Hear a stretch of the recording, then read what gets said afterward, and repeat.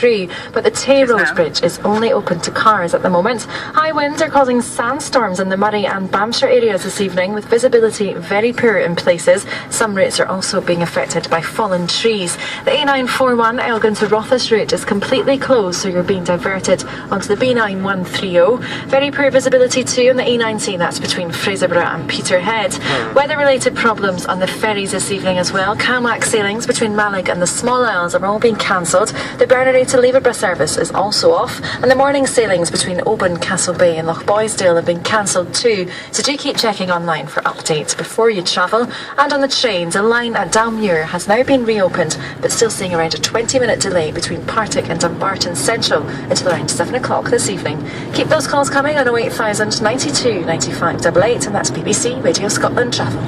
Thanks, Emma. Soldiers of the 1st Battalion of the Royal Regiment of Scotland, who recently returned from Afghanistan,